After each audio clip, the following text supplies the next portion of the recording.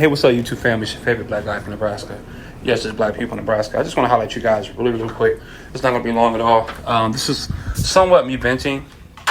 There's no research here, no information that I have to, information that can be researched or studied.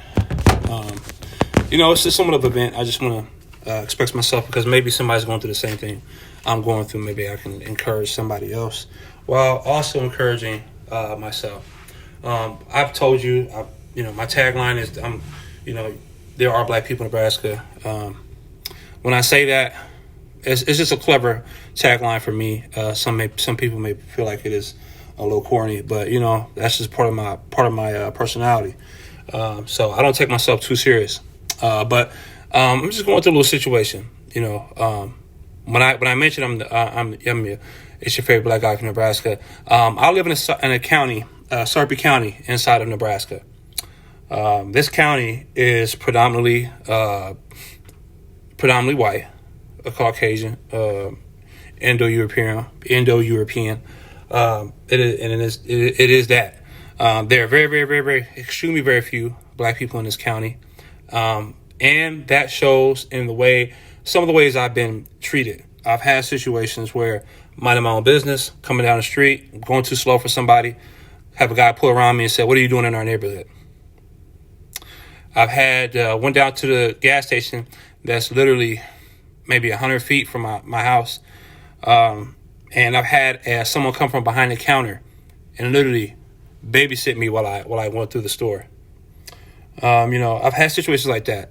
I've worked in stores where the atmosphere was, we're gonna have those who are melanated in the back doing things doing work that is in a warehouse where they're not seen, and then we're going to have all the non-black people up front.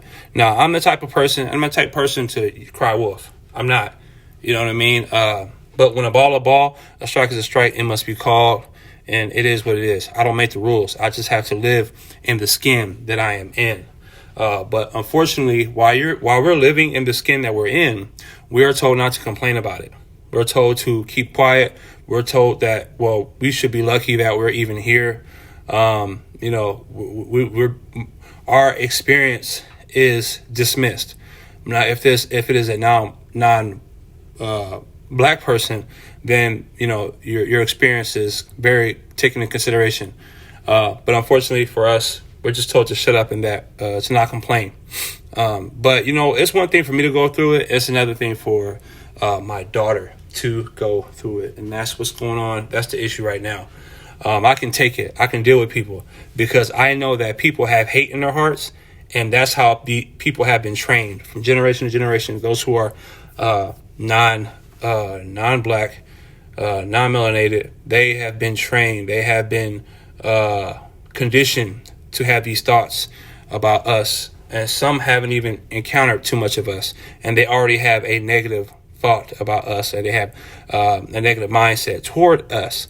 Now, my daughter goes to a school where she is, one of the very few, you probably can count on two hands, as many melanated girls that goes to my daughter's school, and she's in elementary school, mind you. And she's going through something where there's a group of boys harassing her, making fun of her texture of her hair, making fun of her skin. They also told her that her dad is non-existent. Now, I know that is false, but we know that those are racial undertones. We know that most people who are non-white, that are non-black, believe that there's no father in the home where there's black people residing in it, which is not true, but that is the stereotype that has been labeled on us, and it is our job to fight that and come out of that stereotype unscathed. But unfortunately, there's only so much I can do as a father. I've talked to the teacher. I've had my daughter make sure she tells counselors and everyone who will listen, and that they will help her. And I'm doing as much as I can to also assist her as well. But as a child, as a 9-year-old, having to explain to my daughter why people make fun of her because of the way she looks. Like I said, the way her texture of her hair is, the way she wears her hair. It is sad. Something that she can't change, something that God has given to her and given to us. We can't change it. And people can't handle it. So they resort to name calling. They resort to just being absolutely disrespectful because, I don't know, maybe they're insecure and they're not secure enough in themselves to where they could feel like they matter as well, or they're somebody when there's a black person in the room. So that's what I'm going through right now. Like I said, I've encouraged her and told her that she's beautiful, that she's gorgeous, that she's not to listen to these young men, but she's 9 years old. There's only so much I can say without it actually hurting her feelings. Now, one of the ways that I've going to resolve this issue is I'm going to go have lunch with her at school tomorrow. Okay. So that hopefully, and I'm prayerfully, that would help this situation. But we have thought about taking her out of this school and putting her in a school that she was at last year. And that school that she was at last year, she's been there ever since we've been in Sarpy County. But we decided to change her schools because this school is right around the corner from where we live. It's like a skip, walk, and a jump. So, and that's why we changed her schools for her to be closer to home. And we thought that this school was going to be we thought that this school was going to be better. She's going to feel more comfortable at this school because there's more kids that look like her at this school than versus the school she was at before. And that's the funny thing. The school she was at before, I didn't hear about none of this. She didn't have no issues. But at this school, she's being made fun of because of what she looks like.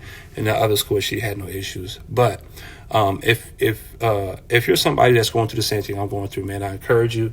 I encourage you to continue to push forward, continue to push through, because we can't give up.